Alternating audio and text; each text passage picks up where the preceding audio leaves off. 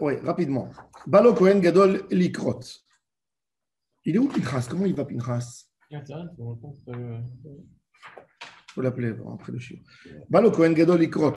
Le Kohen Gadol, il rentre lire à la Torah. La Gemara va expliquer que le Kohen lisait pas dans la Hazarat Israël, mais dans la Hazarat Nashim. Le Beth Amikdash. Pourquoi? Parce qu'on va expliquer après que le Kohen était assis. Et comment un Kohen Gadol peut être assis? Alors la Gemara va dire qu'il s'agit dans Hazarat Nashim, qui est plus éloigné que la Hazarat Israël, que là-bas, on a le droit d'être assis. Il changeait une tenue, il mettait sur lui une sorte de comment on a dit, de cape?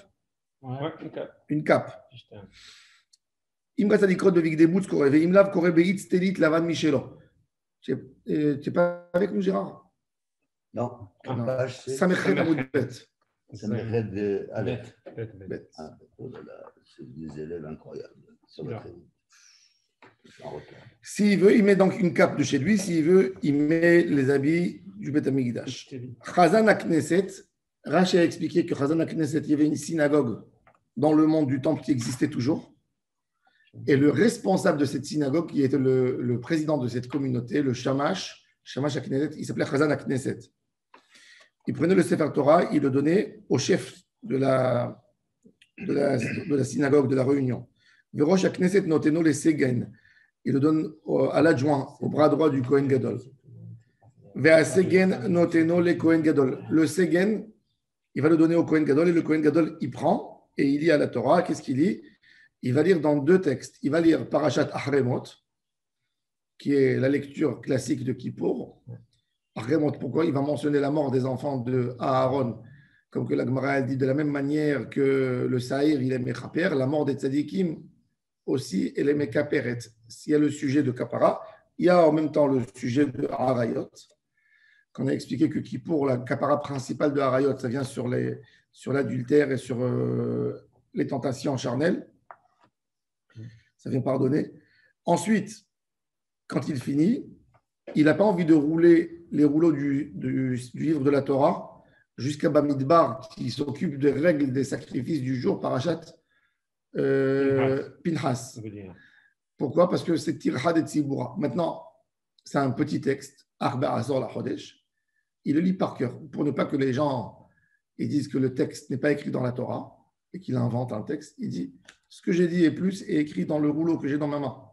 Qu'ils comprennent que c'est que pour ne pas embêter le public. Pourquoi on ne fait pas sortir deux Sefer Torah? Pour ne pas que les gens disent aussi que dans chaque Sefer, il y a un autre contenu. Donc, il laisse un Sefer. Et il fait 8 berachot à la fin du livre. Korea Alpe Mevarech Alen Shmone berachot à la Torah, ce que on a fait Ashalatan la Torah Torah Emet à la Torah. Vers la Avoda. Retze Hashem Ba'amcha Israël Vetirtze Avoda Rashi dit Sheotra Levadcha Beir Ana Avod, qu'on te sert nous et nos enfants qu'à toi, la personne d'autre. À la Avoda. Vers la Odaa Modim Anachnu Lecha Ala Tov Ada Tov Lecha Nael Odot. Oui, il faisait rentrer un texte que nous on fait, ça veut dire le texte de Ala Odaa, c'est Modim Rashi. C'est pas tout le monde qui est d'accord, mais en tous les cas, Rashi dit que là-bas, au lieu du brachot de l'Haftara, il dit Modim Anachnu Lecha Hashem Eloheinu La'avodenu. Atov Shimcha Lecha Nael Odot. C'est Odaa. Tout mais ça. Oda, pourquoi? Il demande quoi? Que tu nous as donné ta Torah, que tu nous as choisi.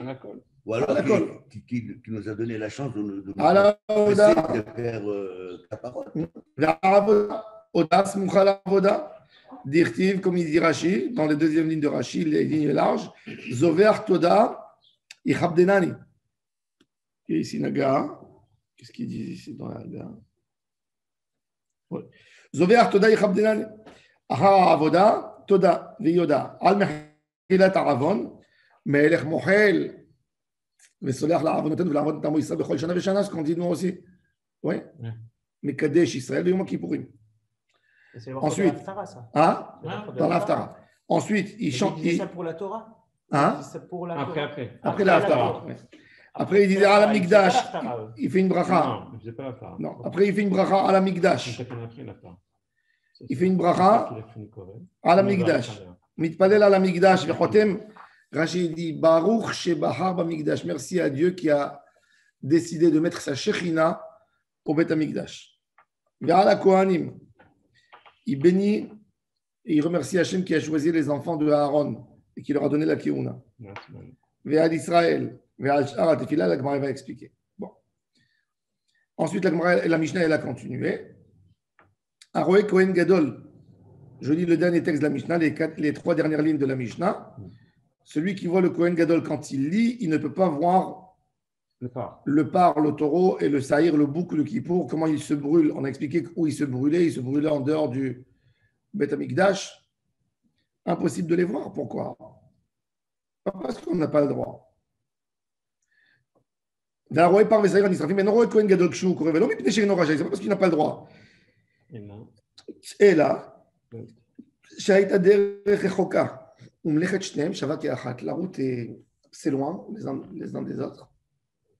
Et tu ne peux pas voir les deux en même temps.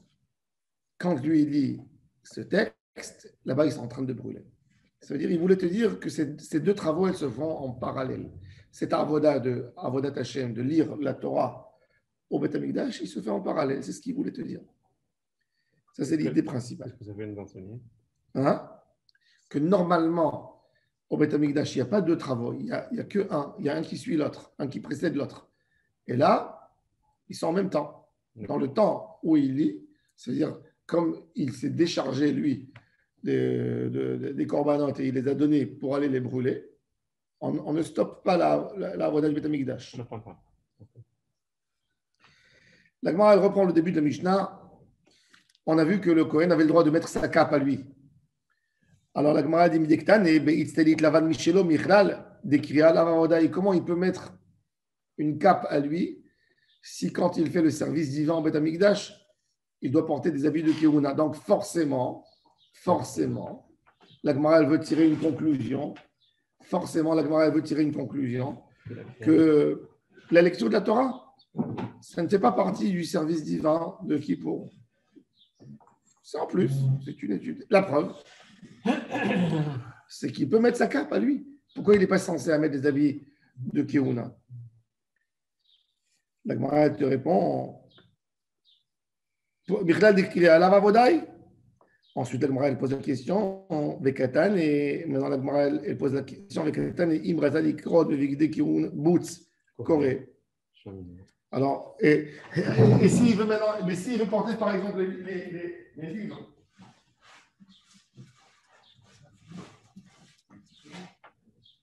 C'est-à-dire qu'en fait on est coincé de tous les côtés. Il y a des questions dans toutes les chitotes. J'ai compris, le cachet contre l'allergie. Les katanes, et d'autres parents voient que s'il veut mettre les habits de boots qui appartenaient au Kohen, c'était des habits où on servait devant Hachem, il a le droit de les mettre. Alors la question qui se pose, c'est fin, ça veut dire la question elle va vice-versa. Déjà, elle veut comprendre que la lecture de la Torah, c'est pas ça fait pas partie du travail de Kippour. D'autant plus, elle veut conclure que si j'ai le droit de mettre, c'est à mon choix de décider est-ce que j'ai envie de mettre des habits du service ou les habits, la cape qui est privée. C'est-à-dire que j'ai le droit de mettre, même quand je suis hors service, j'ai le droit de garder sur moi l'habit de fonction. Et ça, c'est difficile pour la Gemara de comprendre qu'on aurait le droit de porter un habit de fonction quand tu n'es pas en fonction. C'est comme un juge ou un avocat. Il n'a pas le droit de sortir dehors dans le marché avec sa cape d'avocat. Tu la portes sur toi que quand tu représentes quelqu'un, quand tu es dans les murs du tribunal. Tu ne peux pas sortir dehors. On va comprendre qu'est-ce qui se passe ici. Mais d'autant plus qu'il fallait qu'il s'habille avant de rentrer dans le Kodesh. Pardon? Il fallait qu'il s'habille. Oui, d'accord. Mais il avait un endroit. Il pouvait avoir un sac avec il avait un endroit dedans, oui, tout à fait. Il avait un endroit où il changeait ses habits. C'est un avantage dans la nature, il tire profit de la fonction. Oui. D'accord. C'est ça le problème. Alors, c'est ça le problème. C'est exactement ça. ça. Pardon?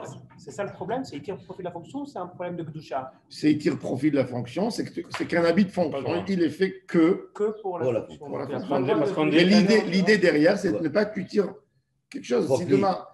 demain le Kohen Gadol, il voudrait être beau, il veut aller se faire. Il y a un problème de quelque chose, il a raison. Je te donne un exemple. J'avais travaillé à l'époque, quand j'étais au Grand Rabbinat, j'avais une carte spéciale que j'avais, que je pouvais rentrer n'importe où sans qu'on me pose la question, parce que on était haut placé, haut fonctionnaire, tu rentres, tu passes jamais la queue aucun part, tu t'approches doucement, tu montes la carte et tout de suite on te fait rentrer. Comme tous les agents du Mossad, du Shabak, ils ne présentent jamais rien du tout, ils ne se font jamais questionner. Et la première chose ce qu'ils te font, quand tu quittes ta fonction, c'est qu'on te redemande tout de suite la carte. Tu n'as pas le droit de... Oui, et ils ont raison. Normal. Est-ce qu'il y a un problème de Gdusha aussi? La Gdusha, disons qu'un Kohen, il peut garder la Gdusha. Pourquoi? Quand l'habit il est fait pour un travail uniquement, tu n'as pas le droit de t'asseoir manger avec. Il a raison. C'est comme dans tu n'as pas le droit de prendre ce qu'on couvre la théba et de mettre sur une table. Comme une nappe. Comme une nappe. Sauf si tu as fait une condition avant. Bon. Au Maroc, par exemple, ils décoraient l'endroit où que la Kala et le Hatan s'asseyaient. Ils prenaient une parochette de la synagogue et ils mettaient derrière eux. On va avoir une belle broderie, etc. C'est compliqué de comprendre ça. C'est assourd de le faire. Sauf s'il y a une condition. Quand on a offert la parochette à la synagogue, on pourra l'utiliser pour une choupa ou pour accrocher dans une souka. Sinon, on n'a pas le droit. Plus que ça. Vous savez, il y a des séphers, il y a des livres de Haftarot dans certaines synagogues, des boîtes, comme qu'on a chez nous, il y a quelqu'un qui nous a offert.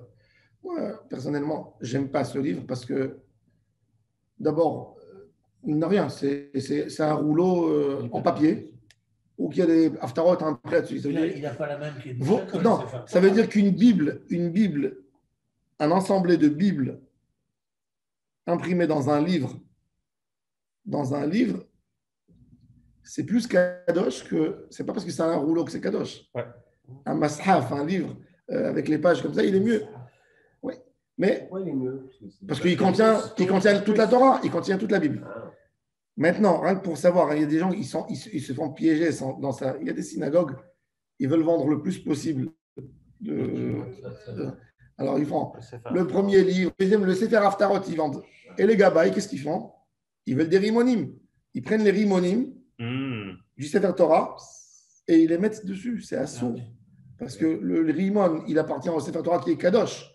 Tu le mets sur un livre qui n'a aucune kedusha, halachiquement. Ma'alin bakodesh ve'en moridim. Il faut savoir. Bon. Alors, la Gemara, elle dit, donc, il y a deux conclusions normalement qu'on pourrait tirer de ce sujet. D'abord, que ce n'est pas une avoda. Deuxième chose, que le Kohen, il a le droit de mettre ses habits, même s'il est hors fonction. Alors, la Gemara dit, non, Dilma, la Gemara, elle veut répondre une réponse qui va répondre aux deux. Dilma Shane Kri'a. Des Tzorech Avoda, la lecture, c'est un Tzorech. Pourquoi? Parce que déjà, il va être écrit dans la Torah, le texte qu'on va lire. On va faire une révision pour le Kohen pendant Kippour. Quel korbanot il doit sacrifier? Il va reprendre le texte. Donc, c'est Tzorech Avoda. C'est une préparation. Donc, quelque part, la Gemara, en quoi elle a répondu aux deux? C'est-à-dire, il a le droit de porter les habits de fonction parce que c'est encore de la Avoda. Il a le droit de mettre une cape parce que c'est pas forcément, c'est un accessoire. Donc, elle est restée sans trancher. Alors, la Gemara a dit, car on s'est posé la question, on a le droit de tirer profit, on n'a pas le droit. Tachema, la Gemara, elle essaye de résoudre maintenant le problème. Elle va amener quelques preuves pour essayer de résoudre ce problème. Est-ce qu'on a le droit de porter les habits du service divin dehors ou on n'a pas le droit? Alors, la Gemara raconte qu'il y avait des Kohanim, par exemple, les Kohanim qui étaient censés à venir travailler, à servir à l'aube. Ils avaient peur de rater et qu'il y ait quoi que ce soit. Donc, qu'est-ce qu'ils faisaient? Ils venaient déjà à 10 heures du soir, où ils faisaient les dernières tâches du Beth Amikdash, pas rentrer comme ça à attendre. disons, avant le coucher du soleil, ils faisaient des tâches et après ils allaient se reposer. Ils avaient une chambre qui était chauffée et ils dormaient là-bas. Et quand ils dormaient, il n'y a pas de pyjama au Beth Amikdash. Il n'y a pas de lit pour ne pas que ça devienne un Pas de endroit. vestiaire.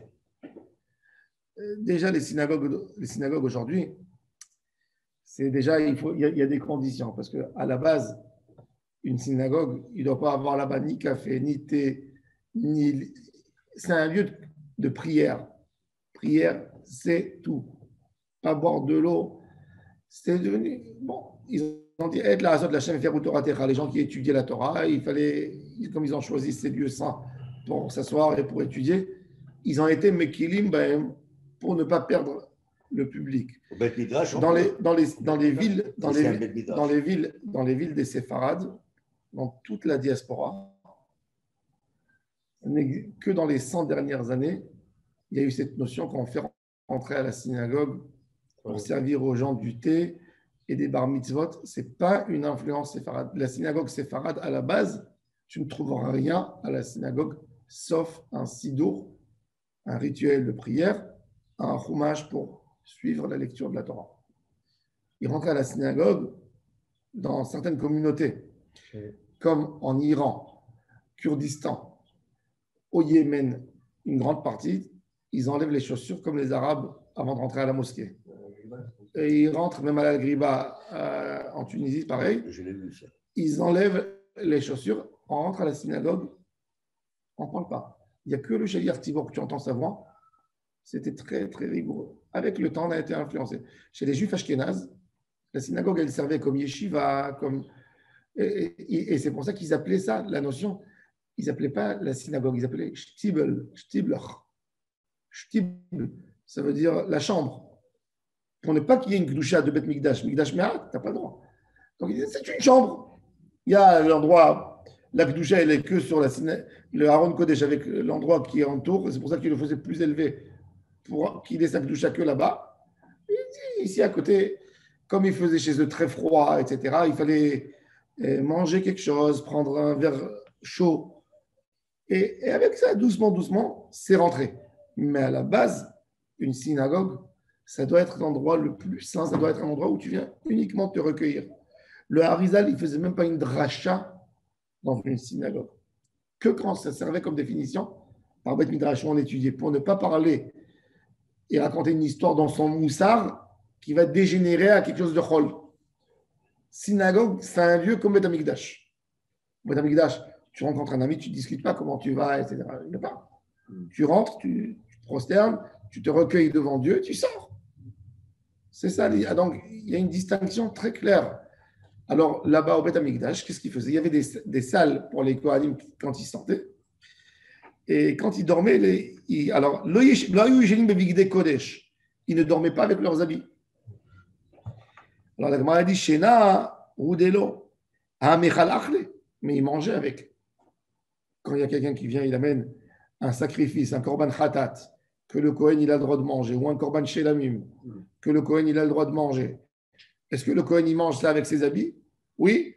Ah, tu vois, on a le droit de mettre les habits en fonction. La Gemara dit non. Shane, achila de tzoich avodai.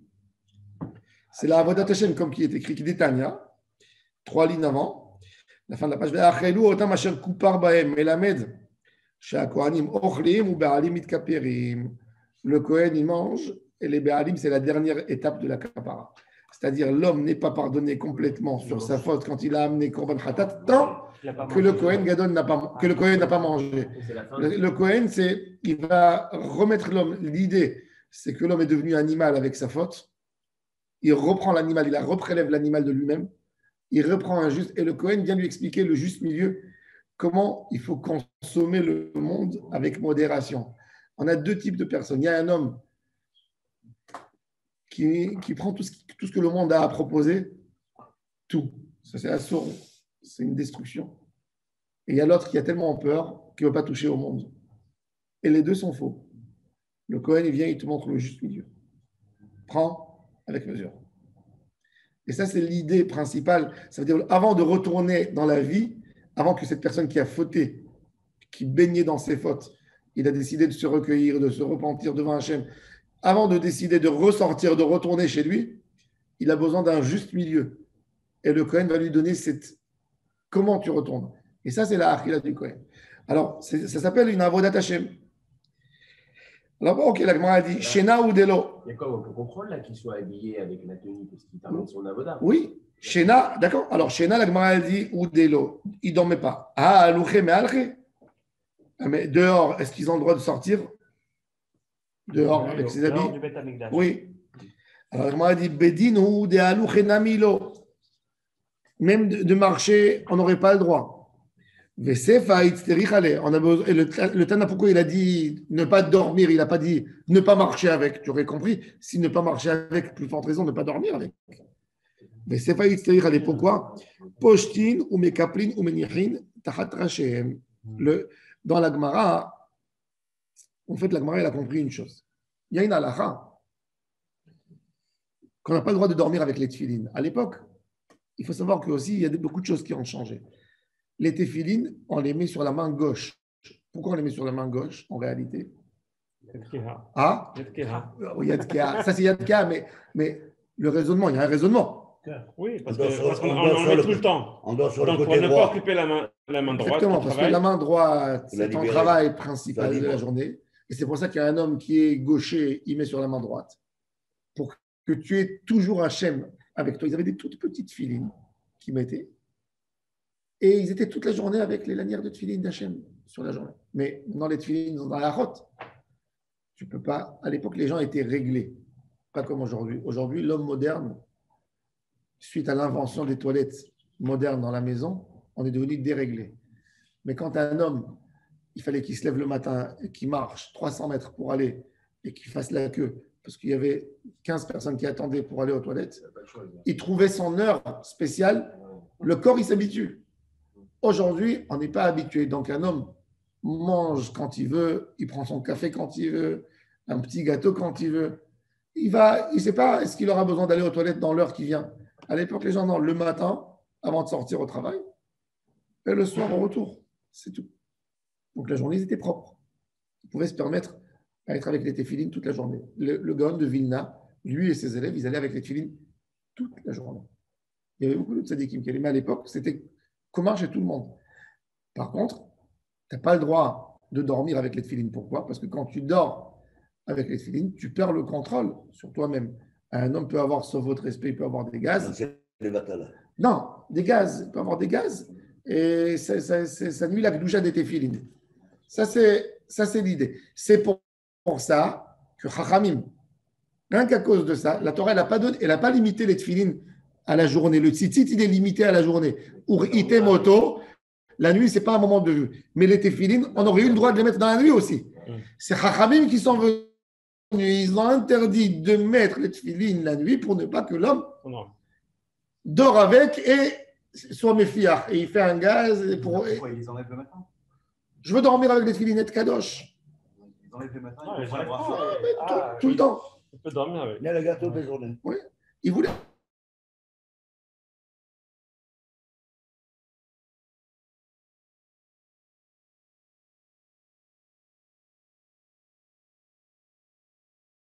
Regardez, Chachamim, ils ont interdit justement pour ça. Vous être attaché. Ils ont interdit uniquement pour cette raison. Alors, Bigde Keuna, les Bigde Keuna, c'est un élément kadosh. Bigde Keuna, c'est un élément kadosh. C'est un élément qui est comme des tefilines. J'aurais pu penser que quand le Kohen, monsieur Kohen, il plie son habit et il le met à côté de sa tête dans l'endroit où il va dormir, priser son corps et de nuire la kedusha de ses habits. C'est une kedusha comme des téphilines, ces habits, c'est des habits de fonction. Alors j'aurais pu penser que c'est assour, c'est ce qu'il t'a dit, Tanakama dans la braïta, que c'est moutard de les plier et d'être à côté. La Gemara va maintenant parler, est-ce qu'on a le droit de mettre les habits pliés comme coussin sous la tête? On va voir. Alors la Gemara a dit maintenant, il faut que ce soit parfait. Poshtin, alors regardez, deuxième ligne, Samertet Amoud Aleph. Deuxième ligne d'en haut. Poshtin, on mekaplin, on menichin otam tachat roshen, shmat mi'a, nitnu lianot baem. Oh, il voit, Poshtin, on mekaplin, on menichin otam. La braïta, qu'est-ce qu'il nous dit? Pochetin, on les enlève. Ils ne dorment pas avec, ils dorment avec les habits qui sont venus de la maison. On les plie. On les plie et on les pose sous la tête. C'est quoi sous la tête? Sous la tête, c'est comme oreiller normalement. Comment ça se fait que la Gemara, elle ne propose pas que ce soit les tzorech avoda? On ne peut pas ne pas dormir. Donc, Alors, si du on moment, dort, du moment que c'est tu pour donnes se ça, reposer. tu as tout autorisé. Bah oui. Non, mais du moment que tu as Elle ne propose pas ça. Non, mais Alors, du moment que tu dis ton raisonnement, tu as tout autorisé. Il aura le droit d'aller travailler dehors pour avoir sa parnassa, pour être libre à faire de la avoda. Et ça dégénère. Si ça oui, dégénère, non, ça mais dégénère. tant que je suis dans le Beth Amikdash, je suppose que les Kohanim, ils n'habitaient pas dans le Beth Amikdash. Justement. Ils habitaient, ça se trouve, à des kilomètres. Ils ne peuvent pas. Le inyan, ils dorment. le inyan de la Kedusha, j'ai expliqué ça dans un shiur. Le Ramban explique. La Kedusha, c'est la distance. C'est le mur. C'est ce que tu fais là, tu ne fais pas là. Toute la Torah, le Kidejanu b'mitzvotav, c'est de la distinction. C'est de distinguer entre les C'est choses. consacré. C'est consacré et se séparer. La Toum'a, c'est un mélange de tout. Tout partout. C'est l'histoire de la Et dans le Beth Amikdash, tu as une Kedusha oui. et plus. Le Kohen, il a le droit d'aller que dans un endroit. Le Kohen Gadol, il a le droit de rentrer un peu plus. Le Kohen Gadol, même là-bas, il ne peut pas rentrer qu'une fois par an. Et même là-bas, quand il rentre, il est limité. Ça, c'est le Inyan de la Kedusha. Donc, on fait attention. Alors, le Kopanim, alors il dit Amarav Papa lote matachat rashen, elaima keneged rashen. C'est pas sous la tête vraiment, c'est qu'il mettait ça devant la tête. Amarav Mesharshia. Rav Mesharshia, il dit de là, on apprend que aussi quand on met les tefilines, si les tefilines ne sont pas à côté de nous, même s'il y a une mauvaise odeur dans l'endroit, c'est pas interdit. Minatzad, ça veut dire l'interdiction, c'est l'activité, c'est activer une mauvaise odeur, de faire sortir du corps une mauvaise odeur quand les tefilines ou les habits du Beth Amikdash sont sur toi. C'est intéressant qu'on dirait que même un homme, il n'avait pas un Kohen, s'il avait des gaz, il était dérangé dans son ventre, il n'avait pas le droit de porter les habits de Keouna sur lui. Comme les tefilines. Il fallait qu'ils soient en parfaite santé. Hein? Il fallait qu'ils soient en parfaite santé. Non, c'est le symbole c'est pas de la ça. mort. C'est avant de rentrer, Donc, avant de porter les habits de Keouna, comme ce que nous on fait avant la tefila. On va aux toilettes, on se nettoie le corps, et rien qu'après on met sur nous les tefilines pour être sûr que notre corps il reste propre. Ben, même avec les big de Keouna, pareil. Alors il dit Shmat minat filim minatat shapir damer achinami mistabra de keneged rachem. On veut expliquer que c'est keneged rachem. Si c'est sous la tête, il y a un autre problème de Kilheim. La ceinture du Kohen Ediot, le Havnet, il était fait de lin et de laine. C'est le seul endroit, il y a deux endroits où on a le droit de mélanger la laine avec le lin. La laine avec le lin, c'est des contradictions. Pourquoi? Parce que la laine, c'est issu de l'animal et le lin, c'est de la terre. Le premier sacrifice de Caïn, c'était du lin. Et Akadosh Baruch Hu n'a pas accepté bien son korban. Son frère, il est venu, il a donné de la laine. Et il a donné des animaux. Caïn a tué son frère Abel parce qu'il était jaloux. Et depuis, il y a une force de Toum'a qui est rentrée entre la laine et le lin. C'est pour ça qu'on n'a pas le droit de les mélanger ensemble. C'est deux forces contradictoires. Le Beth Amikdash, il unit toutes les forces. Et c'est pour ça qu'on a le droit. Le tzitzit, il est pareil. C'est pour ça que quand on a un tzitzit minatora avec techelet, la vraie couleur, le vrai pourpre de la Torah, ben on aurait le droit d'avoir un habit qui est composé de laine et de lin en même temps.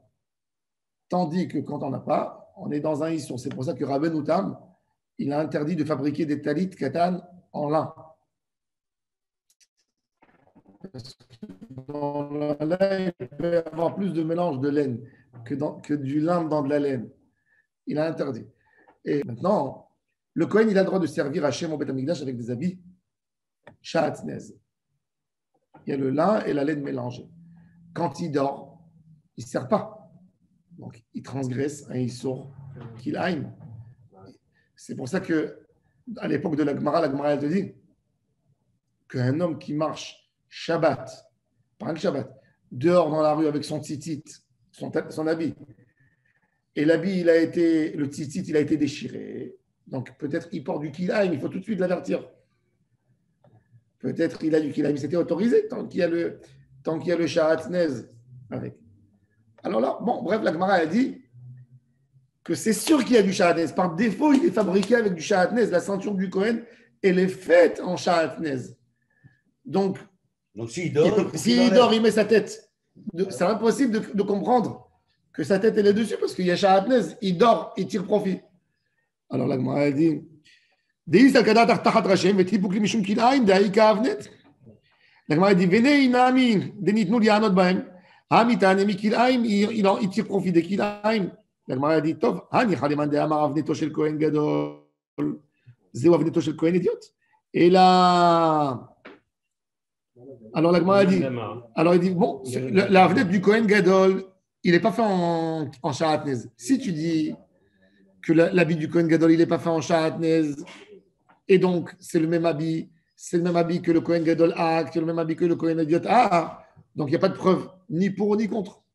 Parce que je vais te dire, qu'est-ce que tu veux m'apprendre de là? Que j'ai le droit de dormir sur les kilaim? Non, je n'ai pas le droit de dormir sur les kilaim. Mais il n'y a pas de shahatnez, qu'est-ce que tu veux? Il n'y a pas de shahatnez dans cette ceinture. Donc les autres habits du Kohen idiot, ils ne sont pas en shahatnez. Le Kohen gadol, il a des habits en shahatnez, lui. Lui, oui. Mais le Kohen idiot, il n'a pas, s'il n'y a pas dans la ceinture. Mais si tu me dis que la ceinture du Kohen idiot, ce n'est pas la même ceinture que le Kohen gadol, donc là, je reviens avec le problème. Donc si ce n'est pas le même, donc de là, tu peux m'amener une preuve que quoi? Qu'on ne dormait pas forcément sur les habits, on les mettait à côté.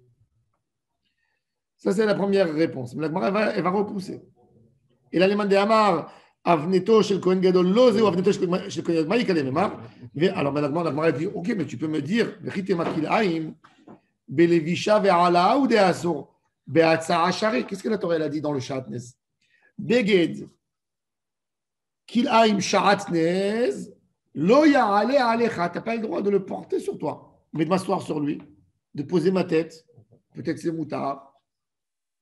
Alors là, la Gemara vient, elle explique. Alors, on a le shahatnez minatora et le shahatnez midera banan. Je vais vous expliquer maintenant les trois règles. Ah, pardon, je n'ai pas entendu, excusez-moi. Il y a l'interdiction de shahatnez minatora. Oui. Shahatnez minatora, d'abord, le shahatnez minatora, c'est uniquement quand l'habit, il est shua tavoui venouz. Il est tissé. Quand c'est de la feutrine, par exemple, c'est collé, c'est pas tissé, c'est pas sur minatora. Deuxième chose, minatora, l'interdiction de la Torah, c'est de porter l'habit sur moi. C'est-à-dire que l'habit m'enveloppe. Je suis enveloppé par l'habit. Mais quand je ne suis pas enveloppé de l'habit et je veux m'asseoir sur un matelas ou sur quelque chose, ce n'est pas Asur Minatora, c'est Asur Midera Banan. Pourquoi c'est Asur Midera Banan? Ils ont dit que si tu vas dormir sur un matelas où c'est composé de shahatnez, il peut y avoir des fils qui sortent de ce tissage et qui montent même dans un petit membre à toi. Tu es couvert avec du shahatnez. Donc c'est assourd. Haramim, ils ont été tellement rigoureux par rapport à ça qu'ils t'ont dit même de mettre 10 matelas les uns sur les autres, c'est interdit. Par contre, Tosfot, il va dire que de la feutrine, un habit que de caractère, il est dur et il ne peut jamais avoir des fils qui sortent. C'est moutard de s'asseoir là-dessus. D'avoir un tapis à la maison, un tapis qui est shahatnez. On a le droit d'avoir. Il y avait dans ça des juifs qui étaient rigoureux, qui avaient peur.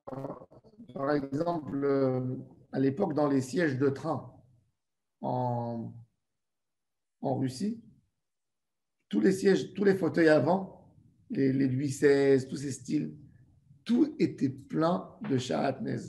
Pourquoi? Parce que pour fourrer dedans, ils voulaient garder. Ils ne voulaient pas mettre comme aujourd'hui. Aujourd'hui, on met qu'est-ce qu'on met? On met un truc, de la mousse qui ne tient pas. Tu t'assois quelques 2 ans dessus, ton fauteuil, il est déjà. À l'époque, qu'est-ce qu'ils faisaient? Ils mettaient, si vous vous souvenez quand on était enfant, quand on nous amenait les troguim du Maroc, ils étaient enveloppés avec du lin. Ils fourraient le lin dedans, ils fourraient des morceaux de laine, tout ce que tu veux, un mélange de tout. Et toujours le tissu du ripout, pour comment ça s'appelle Ripout? Protégé. Non, le tissu du fauteuil. C'est un tissu dur, normalement. Ce n'est pas un tissu. Tu ne peux pas envelopper un fauteuil avec un tissu comme une chemise ou comme un t-shirt. Il va se déchirer. Tissu de tapissier. Voilà, le tissu, Ça tapisse. le tissu de tapissier, c'est un tissu dur qui était composé souvent avec de la laine et du lin. Le lin, c'est le motif qui rend. Avant, il n'avait pas, il n'avait pas le synthétique tellement bien travaillé. Il ne savait pas travailler le synthétique comme aujourd'hui. Et il n'arrivait pas à faire un tissu de tapissier dur. Donc, il fallait utiliser absolument le lin. Et il y avait partout, dans tous les fauteuils, les matelas, surtout chez les goïms. Et il y avait beaucoup de rabbanim qui étaient très marmirim chez eux, d'amener leurs chaises en Russie chez un tapissier juif. Tellement était fréquent le shahatnez en Pologne que les élèves du Baal Shem Tov portaient tous leurs habits 100% soie, avec le froid de l'époque. Tout ça pour ne pas avoir un mélange de lin et de laine. De là vient la notion, vous voyez les chassidim Shabbat, ils portent un habit qui brille. Ils sont en soie. Mais ce n'est pas de la soie. Aujourd'hui, c'est artificiel. C'est du synthétique qui brille. Mais à l'époque, c'était de la vraie soie, parce que les élèves du Baal Shem Tov, ils portaient que de la soie pour ne pas être piégés de shahatnez. Et nous, ils avaient l'argent, ça coûte cher. Ils se couvraient avec, ils laissaient des habits 20 ans sur eux, mais pour ne pas avoir, tellement ils avaient peur du shahatnez.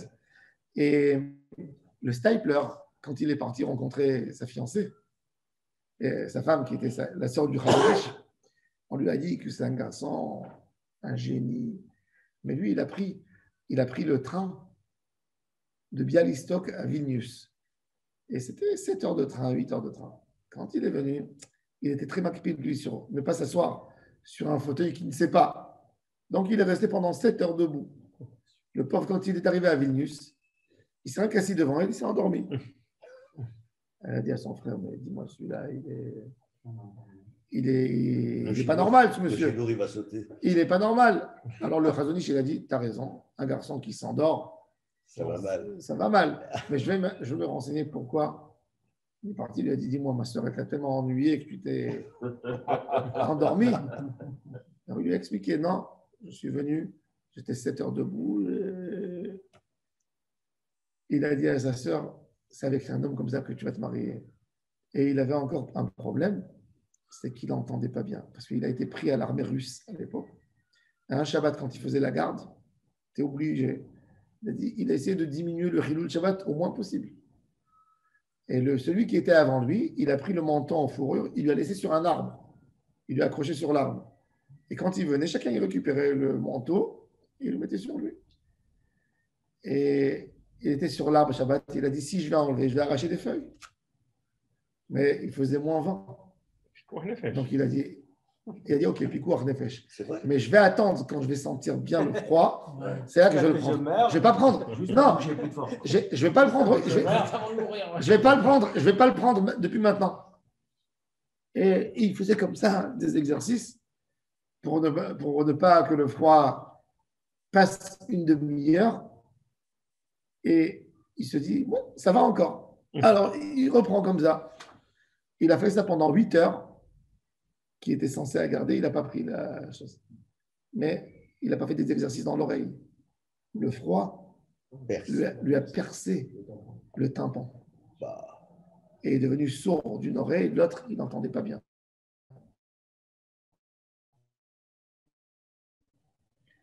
Et quand on lui parlait, il fallait crier. Il a dit à son frère, en plus, il a un autre problème, c'est qu'il n'entend pas bien. Il a dit, il va t'entendre, il va entendre tout à Israël. C'est bien pour le Shalom Bayit des fois. C'est pas lui qui mettait. C'est le père du Rav Kanievski qui C'est pas lui qui mettait une vingtaine de sur les autres. Ah non. Donc ça, c'est le. Pourquoi on l'appelle le Parce qu'il venait d'une ville qui s'appelait Orsteinpel. C'est le nom de à l'époque, quand ils étudiaient à la yeshiva, les gens, ils venaient des familles très simples. Alors, quand tu voulais dire celui-là qui est Chacham, tu disais, s'il vient de Grodna, tu dis le Grodner. S'il vient de Orsteinpel, le Stipler. S'il vient de Vilna, Vilner. Oui. Varsha, Varshover. Tu vois, il disait comme ça. C'est parisien, quoi. Tu vois. Quand tu vois un homme qui s'appelle Varchevski, Varchevski, il vient de Varsha. Il vient de Varsha. Quand il y a Horowitz, la famille Horowitz, il vient de Horowitz en Allemagne. Toledano. Et c'est pour ça que même quand vous voyez un goy qui a un nom d'une ville, normalement, il est censé être juif. Parce que c'est des juifs qui passaient de ville en ville. Et par exemple, les Eskénazis,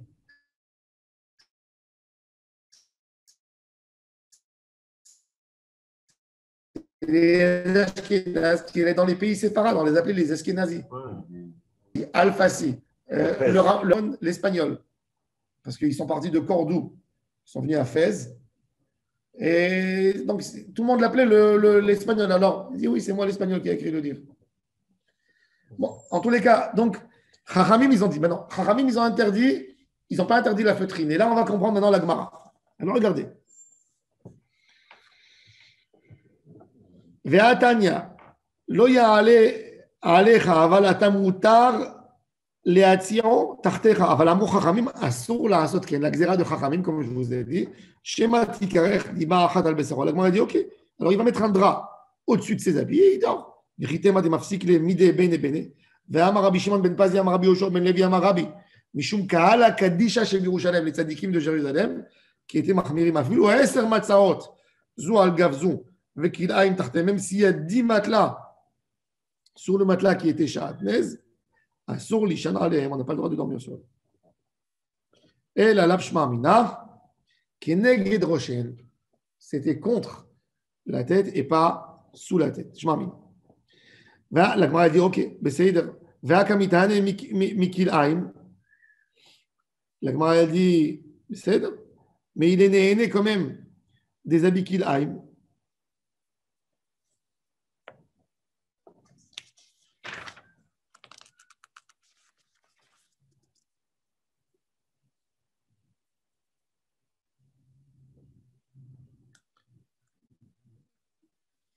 Ah, pardon, Rav Ashi, il a dit que c'était sous la tête. Alors, la Gemara, elle pose la question, mais il est né de Kilaïm. J'ai sauté une ligne. Rav Ashi. Oui. Mais Rav Ashi, Amar Leolam Tachat Rashen. La Gemara, elle pose la question, Ve'akamitan et Kilaïm. La Gemara dit, Bigde Keuna Kashinen, et c'est ce qu'il dit Tosfot. Tosfot, il amène Rabbenoutam. Rabbenoutam, il dit que sur de la feutrine, il dit que les habits, que cette ceinture était très dure. Et alors, elle a deux inconvénients. Ça veut dire par rapport au Sha'atnez. D'abord, c'est qu'il n'y a pas de fils qui peuvent sortir. Et deuxième chose, c'est que ce n'est pas un habit qui chauffe. Un habit dur, il ne chauffe pas. Un habit, quand il est mou, il se colle. Quand il est moulant, il n'enveloppe pas. Non, il n'enveloppe pas, exactement. Il n'attrape pas bien le corps. Donc, il y a de l'air qui rentre. Donc, il n'y a pas une vraie anaa là-dedans. C'est ce qu'il dit Tosfot. Le Tosfot lui-même n'est pas tout à fait d'accord. Rashi n'est pas simplement d'accord. Ce n'est pas évident. Rashi dit, Enam Mechamemim. Tosfot, il dit que c'est parce que le fil, il ne sort pas. Rabbanoutam. C'est la même idée. C'est que profiter, c'est quand on s'enveloppe avec. Ouais. S'il est dur, on s'enveloppe pas. Namtagamda, c'était la feutrine de Narash, une ville en Irak. Sharia, on a le droit d'utiliser parce que c'est de la feutrine. Tashma. Bigde Keuna Yotse Bain Medina Assour. On n'a pas le droit. La Médina, c'est la ville, toujours à l'époque. De là vient même chez les Arabes la notion Médina. Médina, la Médina. C'est toujours dans le centre-ville, ça s'appelle la Médina.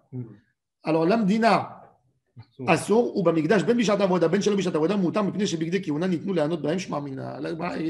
Un Kohen, il a le droit, tant qu'il est assis au Bet Amigdash, de rester avec les habits de fonction. Mais de sortir dehors, non. Mais à l'intérieur, il fait froid. Il reste, il tire profit. Il n'est pas en train de servir. Tant que tu es dans les murs du Beth Amikdash, c'est moutarde. Ah bah, et dormir? Dormir, non. Non. Pourquoi? Parce que c'est une autre chose. C'est loin. Parce que on peut t'appeler pour servir. Tu es encore là. Non, oui, il y a Hadat, c'est un habit de mitzvah, il y a plusieurs choses. Maintenant, on va raconter une histoire, un peu d'histoire. Alexandre le Grand, il a fait la conquête de tout l'Orient. Quand il vient en Israël, il rentre par le nord d'Israël et il ravage tout. Il arrive à côté de Shrem. Qui c'est qui vient l'accueillir et se soumettre à lui? Les Samaritains. Il est content de leur hospitalité. Il leur dit, vous êtes gentils, qu'est-ce que vous désirez? on désire que tu nous donnes l'autorisation de détruire le temple de Jérusalem, qui sont tes ennemis jurés et qui prient pour que tu meurs tous les jours. Ah oui, allez le détruire. Shimon HaTzadik, il est à Jérusalem, Kohen Gadol, et il entend qu'ils vont venir détruire qu'Alexandre le Grand va venir détruire le Beth Amikdash. Il prend les habits de Keuna.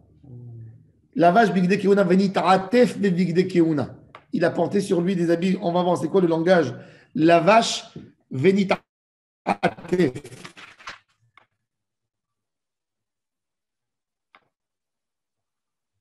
La vache, c'est s'habiller normalement. Les ta'atef, c'est s'envelopper. C'est-à-dire, c'est. Le Ben Ishra, il dit. Non. Le Ben Ishra, il dit. Écoutez bien. Le Ben Ishra, il dit que quand quelqu'un il voyait le Kohen Gadol au Beth Amikdash avec les habits de Keuna, il faisait Teshuvah. Au Beth Amikdash. Parce qu'il y avait une lumière d'Hachem qui venait sur ses habits. Alors il dit le Ben Ishraï, la vache Venit Atef, c'est qu'il a demandé à Kadosh Baruch Hu que la lumière du Beth Amikdash l'accompagne même quand il va. Et il marche toute la nuit avec ses amis et avec un Sefer Torah dans la main pour aller rejoindre Alexandre le Grand.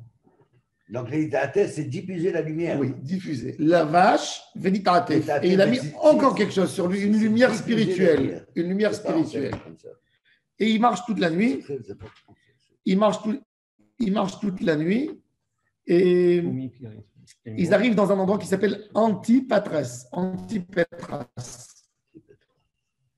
Ils arrivent à Antipatras et eux, ils marchent avec des flambeaux. Des torches de feu. Et Alexandre, il voit un grand groupe qui marche avec des torches de feu. Il a peur, c'est des guerriers. Peut-être qu'il faut aller se battre avec eux. Et il demande au Koutim, au Samaritain qui sont à côté de lui, c'est qui? Il dit, c'est les Juifs, les sages Juifs. Il attend. Il y a la lumière du jour. Et Alexandre se met sur son cheval avec ses guerriers. Et tout d'un coup, quand il voit Shimon HaTzadik, il descend de son cheval et il se prosterne devant Shimon HaTzadik. Les Samaritains deviennent fous. Il dit, mais tu te prosternes à un juif, c'est celui-là qu'on t'a dit qu'ils sont en train. Il dit, je ne peux pas ne pas me prosterner. C'est cette image que je vois devant moi dans chaque guerre où je gagne. C'est cette image qui vient toujours devant moi. C'est le tzaddik de la génération. Il dit, mon père, en quoi je peux t'aider? Il dit, je viens te demander de ne pas détruire l'endroit qui prie pour toi, pour que tu amènes l'abondance et la liberté dans le monde. Parce qu'Alexandre le Grand imposait des règles de justice quand même. Bon. Alexandre est ému, il dit, mais de quelle maison? Qui c'est qui veut détruire cette maison qui fait sortir de la paix? Il dit, ceux-là qui sont à côté de toi, qui t'ont dit du mal sur cette maison. Alexandre comprend le mensonge qu'ils lui ont fait les coutumes. Il dit, ils sont dans vos mains. Qu'est-ce qu'ils font les Juifs? Pour éloigner tout le monde de parler du mal sur Beth Amikdash et de faire des choses, ils prennent ces Samaritains, ils leur percent les pattes des pieds, ils les attachent aux chevaux et ils les font traîner d'Antipatras jusqu'à leur village à Gérizim. Quand ils arrivent, évidemment, il n'y a que des morceaux. Et ce jour-là, c'était le 25. C'était le 25. Le 25 Tevet. Le 25 Tevet a été déclaré dans Megillat Ta'anit comme un jour de Simcha. On n'a pas le droit de jeûner le 25 Tevet parce qu'il y a eu le Nes que le Beth Amikdash a été préservé, n'a pas été détruit. Alexandre le Grand, Shimon l'invite à Jérusalem, à Tzadik. Et quand il vient, il voit la beauté de Jérusalem. Il dit, oh, quel idiot. J'aurais pu abîmer tout ça avec un décret. Et il dit, celui qui lèvera sa main sur cette ville, je lui souhaite qu'il soit paralysé. Il tourne et il voit l'ordre. Il dit, nous, les Grecs, on a de quoi apprendre de vous. C'est-à-dire, il veut prendre des notions et des règles pour les instaurer dans tout l'empire grec. Il voit que tous les enfants juifs, tout le monde étudie à l'école. Il devient dingue. Chez eux, il n'y avait pas encore. Il y avait beaucoup d'analphabets. il voit les notions de propreté, il voit l'hygiène, il voit la construction. Et quand il arrive devant le temple, il est émerveillé et il dit, je t'en supplie, il dit à Shimon Hatzadik, il appelle mon père chaque fois, mon père. Joseph Flavius il raconte, il dit, mon père, donne-moi un droit d'être mentionné dans cette... Laisse-moi faire une statue à moi dans cette ville et écrire comme quoi j'étais là et l'histoire, que je pensais détruire la ville et finalement je regrette. Maintenant, Shimon Hatzadik, il est en dilemme.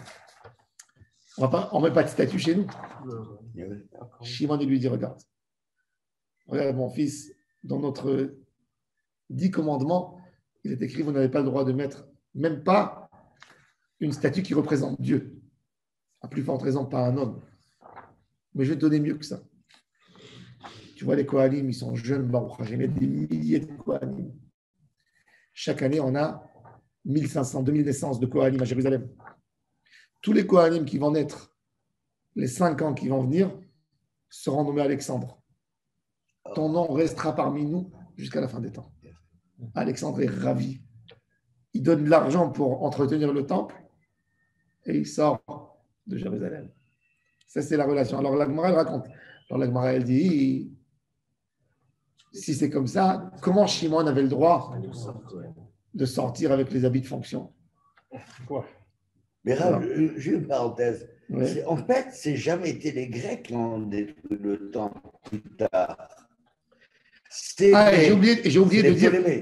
Et Argirizim, l'endroit, ils l'ont rasé, par exemple, et ils l'ont semé de quoi? De la nourriture d'animal. Pour dire, vous êtes des animaux. Sur ce qu'ils voulaient faire. Alors, la Gemara a dit, comment ça se fait qu'il a mis des habits? Alors, la Gemara a dit deux tirouts. Premier tirout, elle a dit qu'il a mis des habits de Keuna, mais qui n'étaient pas encore. Ça veut dire le Kohen avait des habits de fonction qui étaient précis, il y avait des habits qui se déchiraient. Ça, c'est le premier tirout. La Gemara a supposé. La Gemara a dit non. Et la Asot Lachem, et faire Torah Terra. Il y a des moments. Shimon Hatzadik, il a servi à Hachem 40 ans, il est resté Kohen Gadol. Et la dernière année de sa vie, quand il est sorti du Beth Amikdash, il a dit, je pars cette année. Comme on a vu. Il a dit, pourquoi? Il dit, chaque fois quand je rentre, il y a un ange qui m'accompagne, et quand je sors, il m'accompagne. Là, il m'a accompagné quand je suis rentré, mais il ne m'a pas accompagné quand je suis sorti. Zéro. Shimon Hatzadik, Mishiare Knesset Hagedola. C'est le dernier élève de Ezra, sauf de l'assemblée des 120 sages, Knesset Hagedola, qui ont instauré la prière. Notre Sidour, c'est Shimon Hatzadik qui est signé là-dessus. Sidour. Voilà, donc ça c'est l'histoire. Donc, bon, en tous les cas, l'Agma elle a amené cette preuve pour savoir est-ce qu'on a le droit. Conclusion. On reste dans la halakha, comme la Braïta elle a dit avant. Habits de fonction, on n'a pas le droit de sortir avec les habits de fonction du Beth Amikdash. D'accord. Amen. Amen. On peut faire Kaddish.